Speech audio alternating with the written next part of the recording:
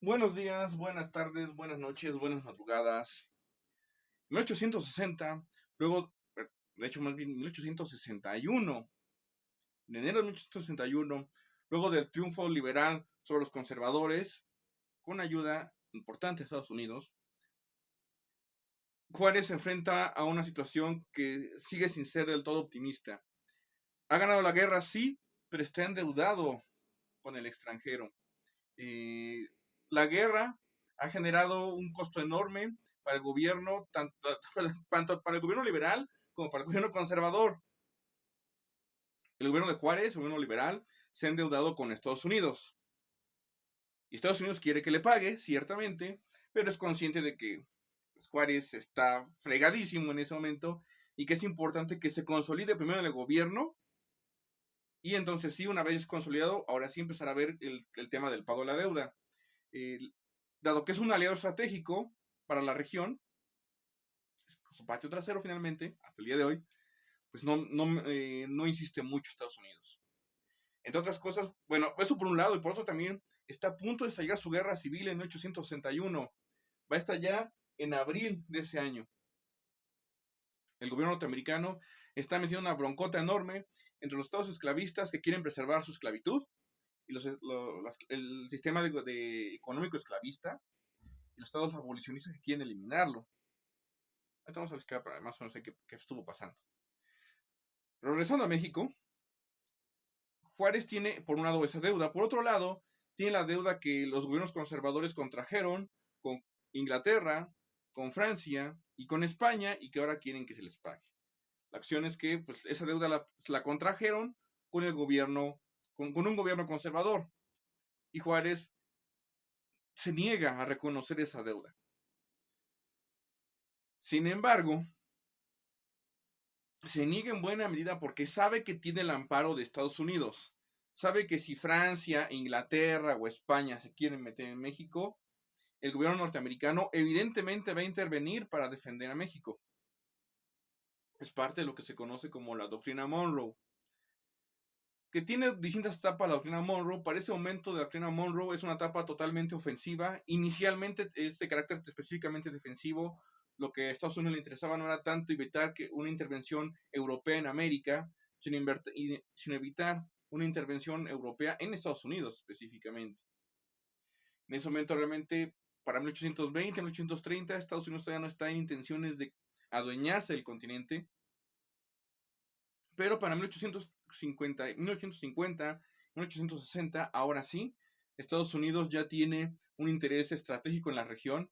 Ya no es solamente evitar que Estados Unidos sea invadido por alguna potencia europea, le hace Inglaterra, sino evitar que otras potencias europeas se metan en América, que Estados Unidos ya ahora sí ve como su zona natural de influencia. Eso es lo que no quiere. Por eso la opción Monroe, al plantear la idea de América para los americanos, inicialmente es no me invadan, a Estados Unidos no me invadan, no me invada Inglaterra, pero después, ya por 1861, es no se metan en mi zona de influencia, en mi zona de influencia de Estados Unidos.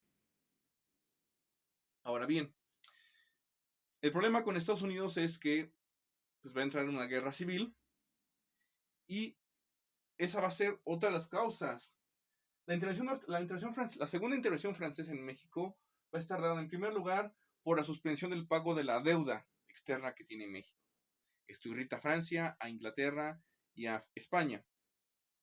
La otra razón tiene que ver justamente con el inicio de la guerra civil en Estados Unidos. Cuando Estados Unidos entra en esta guerra, va a dejar de atender sus intereses geopolíticos en México para concentrarse en resolver su problema interno, lo que va a dar cabida para que se metan potencias europeas en México, en especial Francia. Francia en ese momento, en 1861, está en plena etapa imperialista, es decir, de expansión colonial. Para 1861, el gobierno de Francia es un imperio ya otra vez, y es ocupado por Napoleón III, sobrino del gran Napoleón Bonaparte, bueno, gran en el sentido metafórico, porque era bien chaparro. El sobrino Luis Napoleón III quiere emular a su tío, básicamente. De hecho, hasta la prensa francesa lo denomina como el pequeño sobrino del gran tío. Saben que quiere y aspira a hazañas como las de su tío, pero pues no tiene la capacidad militar, ni el talento, ni el carisma que tenía su tío. De todas formas, inicia una serie de campañas expansionistas de Francia hacia otros continentes. Se meten en África, específicamente en Argelia, se meten en Asia, se meten en Indochina, lo que hoy es Vietnam, Laos y Camboya, también se meten a invadir. Se meten en Italia también. Entonces tiene tropas desplegadas en distintas partes del mundo para crear un nuevo imperio francés y ve la oportunidad de expandir ese imperio francés a México, poniendo un gobierno títere. No se quería aventar por el tema de, pues Estados Unidos es una potencia en crecimiento y no se le puede vencer, al menos no por una potencia europea como Francia. Entonces no quiere meterse en broncas. Sin embargo, decíamos, entre enero y abril, el gobierno de Juárez desconoce la deuda externa que tiene México con Francia, con Inglaterra y con España. Sin embargo, en abril de 1861 estalla su guerra civil. Los estados del sur quieren preservar el sistema esclavista. Y lo quieren preservar no tanto porque sientan que sea legítimo, que sea justo.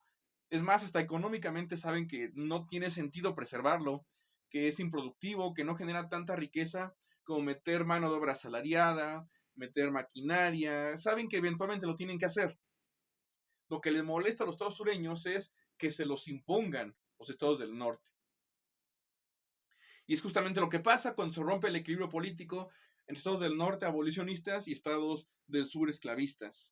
Se rompe finalmente ese equilibrio, los estados del norte promueven leyes para ahora sí suprimir y eliminar de una vez por todas la esclavitud, y que además los esclavos africanos, los negros liberados, sean considerados ciudadanos en igualdad de condiciones que los blancos, y todo eso le molesta a los estados sureños, le molesta que se los impongan, y terminan separándose de Estados Unidos, se terminan separándose de la Unión, y es cuando en abril de 1861 comienza su guerra civil. Cuando comienza, sin embargo, ni Francia, ni Inglaterra, ni España se quieren meter en México porque piensan que la guerra civil norteamericana va a durar muy poco, cuando mucho, unos 5 meses. Lo que tienen en mente es que en ese momento toda Europa y Estados Unidos se está guiando por las doctrinas tácticas de la época napoleónica, es decir, que sean guerras relámpago, que sean guerras que se lleven a cabo rápidamente, se ganen muy pronto y en unos meses esté resuelto el conflicto, que no sean en ese sentido muy costosos económicamente hablando. Sin embargo, los Estados Unidos se prolonga su guerra civil, no se resuelve en 5 meses. Y no se resuelve en 5 meses no porque no la sepan aplicar debidamente las tácticas de las guerras napoleónicas. El problema que no ven los europeos es que en Estados Unidos quieren hacer la guerra con tácticas napoleónicas, pero con armas que no son de la época napoleónica. Ya no son los fusiles de un disparo a la vez que tienes que recargar una vez y otra vez, una recarga por cada disparo, sino que aparecen las primeras armas automáticas, aparecen ametralladoras, aparecen fusiles de tiro rápido, aparece artillería mucho más potente, empieza a aparecer ya las características de la guerra que veremos en la Primera Guerra Mundial. Esto hace que llevar a cabo las tácticas napoleónicas, que eran básicamente aventarse en columna táctica la bayoneta, pues sean un suicidio. Y eso hace que las guerras se estanquen. Termina siendo básicamente una guerra de trincheras, incluso antes de la Primera Guerra Mundial. En Europa piensan que los norteamericanos están medio güeyes para hacer la guerra. No es así, definitivamente. Tiene que ver con que están haciendo una guerra con tácticas que ya no corresponden al armamento que tienen, básicamente. Son tácticas atrasadas para armamento mucho más avanzado. Y la guerra se prolonga. Sin embargo, es hasta octubre de 1861, pasaron ya varios meses desde que estalló la guerra civil, que las potencias de Inglaterra, Francia y España se reúnen en Londres, lo que se conoce como la Convención de Londres de 1861, en el cual esos tres países acuerdan que pues, se van a unir, van a enviar tropas a México y van a obligar a México al pago de la deuda. Esto ocurre ya hasta 1862. Para los meses de febrero, marzo llega esta flota combinada y obligan quieren obligar a Juárez al pago de la deuda. Juárez no tiene esta vez Estados Unidos que le haga el paro y lo saque del apuro. Tiene que enfrentarse solito. Los europeos desembarcan en Veracruz. Juárez, como un acto de buena fe, les permite que se trasladen de Veracruz a Orizaba, dado que las enfermedades del Golfo iban a acabar con las tropas europeas. En Veracruz eso hubiera pasado, les permite que avancen hasta Orizaba, que es una zona más salubre, y en las negociaciones se establece que si no llegan a ningún acuerdo, pues se tienen que retirar a sus posiciones iniciales en Veracruz, que no podrían seguir avanzando desde Orizaba. En esas negociaciones, Juárez trata de llegar a un acuerdo para evitarse la invasión. Sabe que no puede contra 3 invasores al mismo tiempo, y además está fresca en la memoria de los mexicanos la guerra con Estados Unidos y cómo acabó. Se teme que esta invasión europea combinada representa una amenaza no solamente a la soberanía nacional, sino a la existencia misma de México. Juárez trata de negociar con ellos. Sin embargo, llega a un acuerdo en el cual establece que México reconoce ahora sí el pago de la deuda. La deuda que contrajeron los conservadores con Europa, con Francia y con España, Juárez se compromete a reconocerla, aunque no haya sido suya. Se compromete a reconocerla, pero pues le señala que en ese momento pues no tiene dinero, que pues nada más lo aguanten. Básicamente es pago no, debo no niego, pago no tengo, nada más espérenme. Inglaterra y España, pues ya les da igual, ya lo que les interesa es saber que van a recibir el dinero. Prestaron en su momento. Ya. Para eso es ganancia. Pero Francia decide que no. La Francia de Napoleón III se lanza de lleno a la invasión de México. No respeta el acuerdo inicial de regresarse a sus posiciones iniciales en Veracruz, sino que desde Orizaba empieza a avanzar hacia el interior del país. Obviamente a los franceses no les interesaba el tema de la deuda, les interesaba meterse en México, construir un apéndice del imperio francés en México y también ponerle una barrera al expansionismo norteamericano. Barrera desde la cual, por cierto, los franceses eventualmente se expandirían por América Latina. Esa es la intención de Napoleón III. Y pues estalla la guerra en 1862. Ahora sí. De ahí, desde Veracruz, los franceses se encaminan hacia Puebla. En Puebla, para librar la batalla del 5 de mayo de 1862,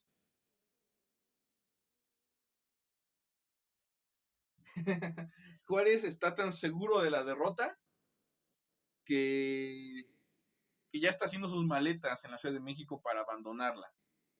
Y no solamente Juárez está seguro de la derrota mexicana, también lo está el general francés al mando de la expedición francesa, que es el general Lorenzés. El general Lorenzés avanza hacia la Ciudad de México con un ejército de 5,000 hombres. Es una tropa pequeñita para atacar Puebla, pero están seguros de sí mismos porque son la mejor infantería del mundo para ese momento. La infantería francesa es la mejor infantería del mundo y todo el mundo lo sabe. Básicamente son muchos sus oficiales o se foguearon en las guerras napoleónicas o fueron discípulos en sus colegios militares fueron discípulos de veteranos de las guerras napoleónicas. Eso del lado francés. Del lado mexicano, la defensa de Puebla queda asignada al general, pues ya lo conocemos, al general Zaragoza. Le asignan una fuerza de 30,000 hombres, es el ejército de Oriente. Superan en número a los franceses, pero ni con esa superioridad numérica están seguros de poder vencer a los franceses. En su momento, con superioridad numérica más o menos similar, tampoco derrotaron a los norteamericanos, por ejemplo. Entonces, esperan un escenario igual de catastrófico ahora que van a luchar contra los franceses. Encima, y para hacerlo más complicado para Zaragoza, Puebla es una ciudad conservadora, no es una ciudad liberal. Puebla está del lado de los invasores franceses, porque de hecho los conservadores, en cuanto ven que Francia se quiere meter a México, inmediatamente se ponen del lado francés para el desquite con los liberales. Entonces, pues es lógico que Puebla no apoya a Zaragoza en la defensa de la ciudad. Hoy en Puebla le tienen un montón de monumentos a Zaragoza, pero en su momento odiaban a Zaragoza y Zaragoza odió a Puebla a raíz de eso. Te vamos a explicar qué es lo que pasa. Zaragoza la asignan a la defensa de Puebla, mientras que Juárez está tan seguro de la derrota que está preparando sus maletas ya para irse de México. Y las tropas francesas avanzan hacia la ciudad de Puebla, prácticamente sin resistencia. Y en Puebla, Zaragoza prepara un dispositivo, se fortifican. Decide que no se va, aunque tiene superioridad numérica, no se va a arriesgar un combate cuerpo a cuerpo en campo abierto con las tropas francesas y prefiere esperarlos en posiciones fortificadas. Las dos principales, los fuertes de Loreto y Guadalupe. Sin embargo, todo el mundo estaba bien nervioso del lado mexicano, esperando la derrota. Entre ellos estaba precisamente el general González Ortega. González Ortega estaba tan nervioso que otros comandantes que estaban justamente en Puebla, que era Porfirio Díaz, aprovecha el nerviosismo de Ortega y le dice: donde te puso Zaragoza, te puso porque ahí va a ocurrir el principal ataque francés, y te puso ahí para que si fracasa la batalla, si todo sale mal, Zaragoza te pueda culpar de la derrota. Y a González Ortega se le bajó toda la presión, se puso pálido seguramente, y se imaginó lo peor. Pero Díaz en ese momento pues le dijo: ¿sabes qué? Te cambio de lugar, mueve tus tropas a la posición que a mí me asignó Zaragoza y yo me desplazo con las mías a la posición que estás ocupando en este momento con tus hombres. González Ortega vio la oportunidad de zafarse del problema y decidió aceptar. Para Díaz era un albur, un volado realmente. Era exponerse una posición muy delicada a defender, donde todo el mundo esperaba además que ocurriera el ataque francés, el principal núcleo de ataque francés que ocurriera en esa posición. Pero por otro lado, pues que tenía que perder también Díaz. Es decir, todo el mundo sabía que la batalla se iba a perder. ¿Qué tal si por alguna razón la batalla se ganaba? ¿Qué tal si se ganaba? Y si se ganaba, ¿de quién sería el mérito? Entonces, fue muy arriesgado, muy valiente de Díaz, ciertamente, pero sobre todo arriesgado. Un cálculo muy, muy audaz, definitivamente. Lorenzés llega a la ciudad, ve a los mexicanos muertos de miedo detrás de fortificaciones y decide que va a atacar sin previsión. Llega al campo de batalla con un exceso de confianza. De hecho, incluso le manda un telegrama días antes a Napoleón Bonaparte diciéndole, a Napoleón III le envió un telegrama diciéndole que pues, al mando de esos 5,000 hombres, él ya es dueño de México, básicamente. Es muy altivo, muy orgulloso, está convencido de la victoria definitiva. Lleva un cuerpo de ingenieros para montar un asedio, pero está tan convencido de que no va a ser necesario, de que los mexicanos van a ser derrotados fácil, que lanza el ataque sin el apoyo del cuerpo de ingenieros y sin incluso el apoyo de la artillería. Encima ese día de la batalla, en pleno mayo, cayó un aguacero. Eso es cuando empieza la temporada de lluvias en México. Desde el 3 de mayo cayó un aguacero la noche previa, de modo que todo el cerro que tenían que recorrer, toda la pendiente que tenían que atravesar los franceses hasta llegar a las posiciones mexicanas, estaba embarrada de lodo. Era increíblemente complicado avanzar dabas un paso y te hundías en el lodo. Y así los franceses tuvieron que avanzar colina arriba, todo empantanado básicamente el terreno, mientras los mexicanos disparaban. Cuando llegan los franceses a enfrentar a las tropas mexicanas, ya van debilitados los franceses. Y aún así le presentan batalla terrible a los mexicanos. Sin embargo, la situación, tanto por todo el dispositivo táctico francés, que es una mierda realmente, que se aventaron las tropas a lo tarugo realmente. Los franceses son derrotados, y no solamente son derrotados, sino que son puestos en fuga Díaz incluso se da el lujo de perseguirlos unos cuantos kilómetros luego de derrotarlos. La batalla de Puebla se gana de manera espectacular. Nadie podía creer la victoria. Los mexicanos no la podían creer. Juárez no la podía creer. Recuerden que pues ya estaba seguro, tan seguro que ya estaba queriendo ir a la Ciudad de México. Los conservadores tampoco lo podían creer. Los franceses estaban atónitos de la derrota. No podían creer que un pueblo tercermundista como México derrotara a una potencia como Francia. Eso les parecía inaudito. Y no solamente Francia no lo podía creer, toda Europa no lo podía creer. Era simplemente extraño, era pues un hecho inédito que un país como México derrotara a Francia en batalla. Tiene mucho que ver, insisto, con el tema de que Lorenzés la regó dirigiendo a las tropas. De hecho, creo que hasta lo paga con su vida durante la batalla. Los franceses estaban emputadísimos consigo mismos, con los mexicanos. Los mexicanos estaban creyendo que ahora sí iban a poder vencer a los franceses, que ya el espectro de la derrota con Estados Unidos había disipado en esta batalla. Y Zaragoza, en particular con Puebla, estaba tan contento que cuando le manda el telegrama a Juárez, diciéndole que pues, las armas nacionales se han cubierto de gloria, en el telegrama no solamente venía eso, en el telegrama también Zaragoza está emputadísimo con Puebla. Recuerden que Puebla, por ser conservadora, no quiso apoyar a Zaragoza en la defensa de la ciudad. Entonces, Zaragoza le envía ese telegrama a Juárez en el cual le pide además permiso para quemar Puebla, quemarla, saquearla y reducirle un montón de cosas por no haberlos querido ayudar. Eso es lo que quería hacer Zaragoza. Ahora le tienen un montón de monumentos en Puebla, Zaragoza, pero en su momento Zaragoza odiaba a Puebla por justamente que no los quiso apoyar. Juárez tuvo que calmarlo un poquito, mandar un telegrama de no, espérate, recuerda que también son mexicanos, nos podemos tratar así, y evitó que Puebla fuera incendiada por Zaragoza. Cosas que pasan. Sin embargo, esta victoria apenas retrasa un año la ocupación de México por los franceses. El ejército francés es consciente, ahora sí, de que debe tomarse en serio la guerra contra México y al año siguiente envían al general Aquiles Bazaine. El general Bazaine ya no llega con una fuerza de 5,000 hombres, llega con una fuerza de 20,000 soldados franceses. 4 veces más.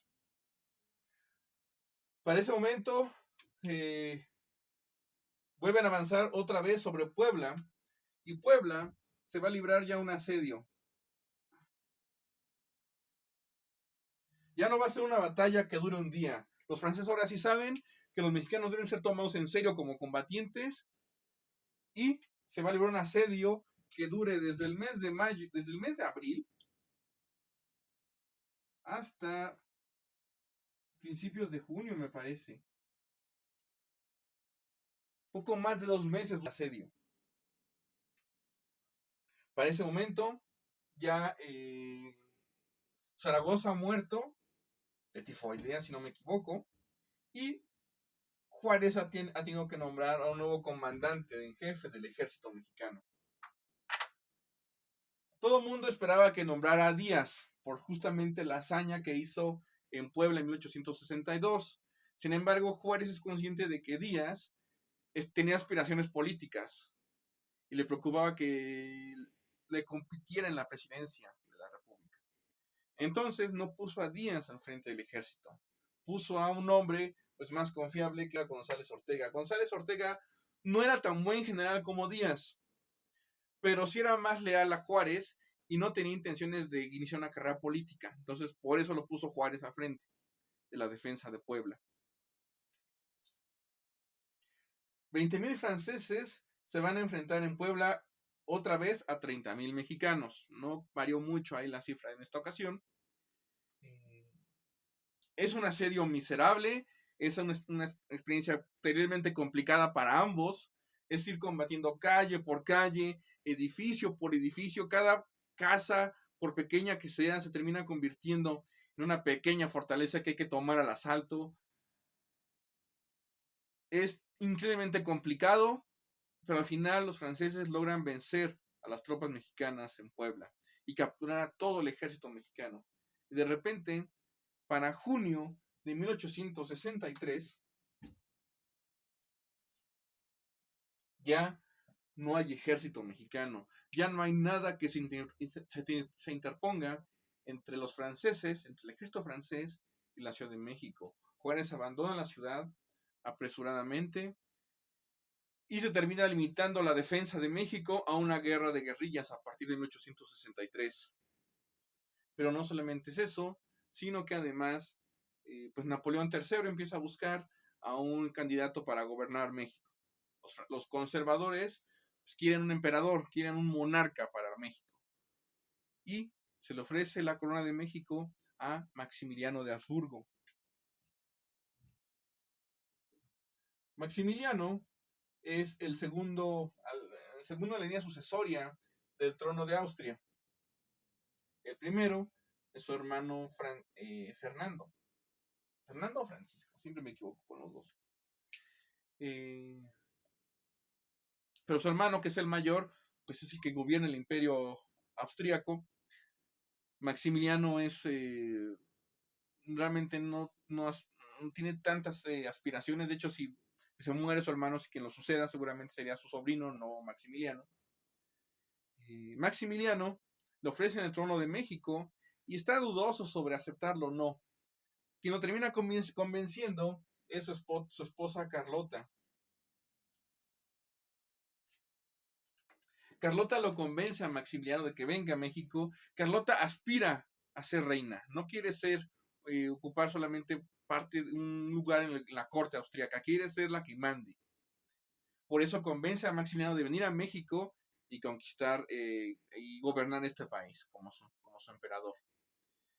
Maximiliano pues termina accediendo, pero su hermano Francisco le da un documento en el cual lo obliga a firmar y que establece que si acepta el trono de México, renuncia él y sus sucesores para siempre a la corona de Austria. Lo que está queriendo evitar su hermano es una guerra entre ambos países por alguna crisis sucesoria. Para Maximiliano es como una ofensa que lo obligue su hermano, su propio hermano, a renunciar a todo derecho sucesorio en Austria. Sin embargo, está viendo que la situación podría serle más ventajosa en México que en Austria, y además tiene la presión de la esposa. Entonces firma y se viene a México. Viene a México y eso significa que ya no solamente el ejército de Aquiles Bazaine, ya no solamente es integrado por tropas francesas, sino que ahora hay voluntarios austriacos, hay tropas austriacas en México, y como Carlota es la hija del rey de Bélgica, también el padre de Carlota envía algunas tropas de voluntarios. También hay tropas belgas en México. Y claro, pues también hay conservadores. Entonces, el ejército de Bazaine se compone de eso, de franceses, austriacos, belgas y conservadores mexicanos. Es un tutti frutti, es una mezcla de varias cosas. Mientras tanto, aunque la verdad es que los conservadores traen a Maximiliano esperando que eche para atrás las leyes de reforma, que gobierne según criterios totalmente conservadores. Lo que no saben es que Maximiliano es liberal. Maximiliano viene de una logia de masones yorquinos, igual que Juárez, igual que Díaz, igual que todos los liberales. Y no solo eso, sino que además Maximiliano resulta que es más liberal que Juárez. No solamente no deroga la Constitución de 1857, la conserva. Conserva la Constitución de 1857, conserva las leyes de reforma, conserva la nacionalización de bienes de la Iglesia, conserva la desamortización de bienes civiles, conserva la derogación de los fueros militares y eclesiásticos, y encima crea nuevas leyes liberales, todavía más liberales para México. Incluso se toma el tiempo Maximiliano de aprender náhuatl para decretar leyes en náhuatl para sus súbditos que hablan esa lengua indígena, al menos.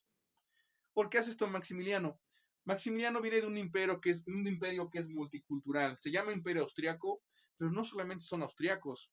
Hay también checos, hay húngaros, hay eslovacos, hay polacos, hay serbios, hay croatas, hay bohemios, hay italianos. Es un imperio que habla muchos idiomas. Y tanto él, Maximiliano, como su hermano hablan varios idiomas de la gente que forma parte de su imperio. Cuando llega a México, se da cuenta de que México hay gente que no solamente habla español, sino que hablan un montón de lenguas indígenas. Y sí, pues es como el imperio del que vengo. Es un imperio, es una población multicultural. Hay que aprender sus idiomas, punto. No hay un solo presidente, emperador, gobernante en México que se haya tomado la molestia de aprender una lengua indígena. Ni antes, ni durante, ni después de Maximiliano. El único que lo ha hecho es Maximiliano y tenía que ser un extranjero. Ni siquiera uno de aquí tuvo la opción de, no, sí tengo que aprender maya o náhuatl, otomí, algo para gobernar a esta parte de la población que no habla español. No, a nadie se le ha ocurrido más que Maximiliano. Ahora, esto hace que pues muchos vean a Maximiliano como el chido, como incluso mejor que Juárez. En ciertos aspectos es mejor que Juárez, insisto, porque es hasta más liberal. La cuestión es que finalmente Maximiliano es un títere de Francia. Y Napoleón III y Maximiliano llegan a un acuerdo. Maximiliano, y de ese lado ponemos a Napoleón III. Napoleón III pondría tropas. En este acuerdo establecía que Napoleón III pondría las tropas. Tropas integradas por combatientes franceses, austriacos y belgas para sostener a Maximiliano y consolidarlo en el poder hasta que se derrotara de manera definitiva a los liberales. A cambio, Maximiliano pagaría por esas tropas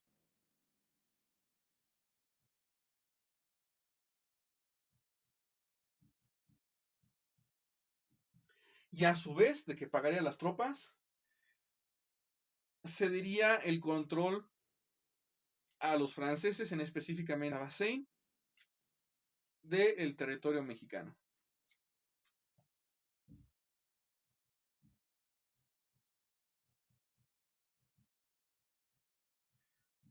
De esta forma, Maximiliano renuncia a la soberanía que le corresponde sobre México, renuncia y se la entrega a los franceses, que son los franceses los que administran el país, básicamente, que son los franceses quienes gobiernan.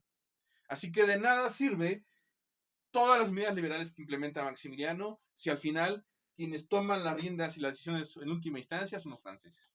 Así vale madres al final esto. Al final quien cuenta es Napoleón III a través de su comandante en la zona que es Aquiles Bazaine. La situación es terrible para los liberales.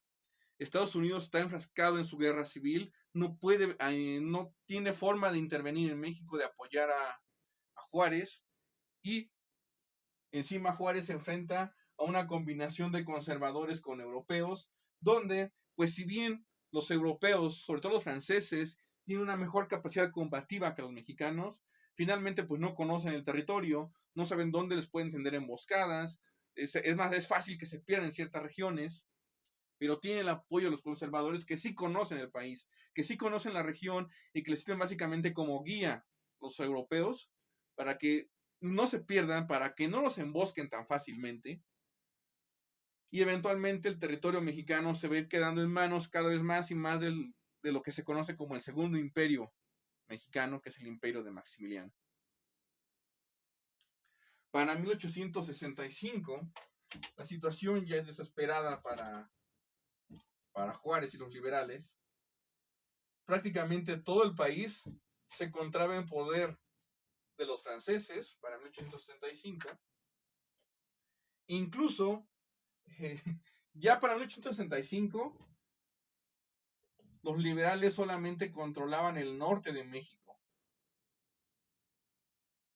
Y no todo el norte de México, además. El centro y el sur estaban en manos del imperio de Maximiliano. Y el norte estaba en proceso de ser conquistado. Ya buena parte del norte incluso estaba siendo ocupado y siendo controlado ya de manera directa por los franceses. Incluso algunos liberales se pasan del lado de Maximiliano, sobre todo los liberales moderados.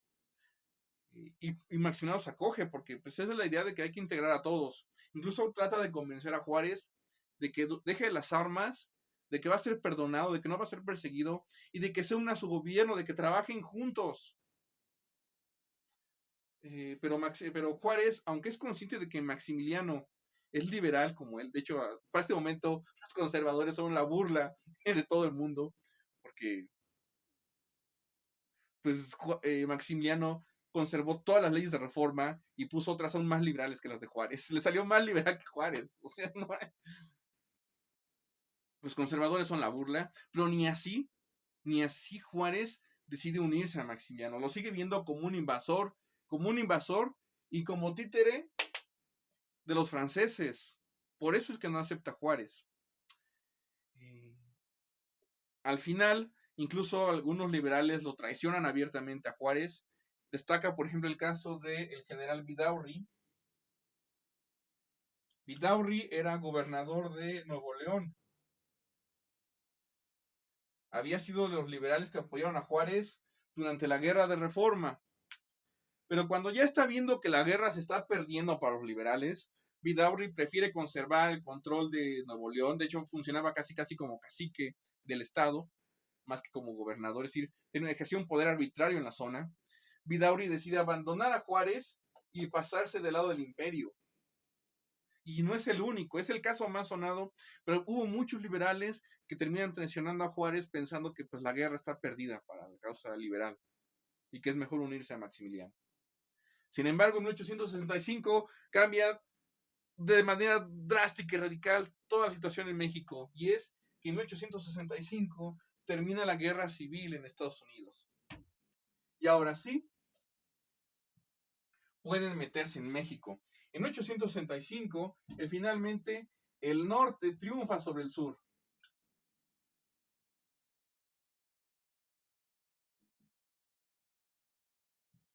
Ha sido una guerra desgastante para los norteamericanos, pero en el proceso se han industrializado aún más. Y no solamente se han industrializado, sino que además ha crecido su poder como potencia militar.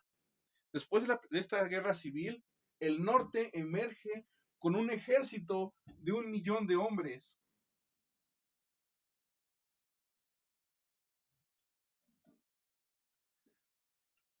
En ese entonces el presidente Lincoln empieza a amenazar a Napoleón III. Manda un ultimátum claro: te tienes que salir de México. Te tienes que salir de México, retirar a tus tropas, dejar de apoyar a Maximiliano, y si no lo haces, te declaro la guerra. Estados Unidos declarando la guerra a Francia con un ejército de 1 millón de hombres. Para 1865, el ejército francés apenas ascendía a 30,000 hombres. 30,000 soldados franceses contra 1 millón de soldados estadounidenses. Ni con el apoyo de los voluntarios belgas, ni con el apoyo de los voluntarios austriacos, ni con el apoyo de los conservadores, sumaban una cifra siquiera de 100,000 hombres, mucho menos de 1 millón. Y Lincoln, para hacer valedera la amenaza, ordena al general Ulysses Grant que despliegue a sus tropas hacia la frontera con México para presionar a los franceses a salirse.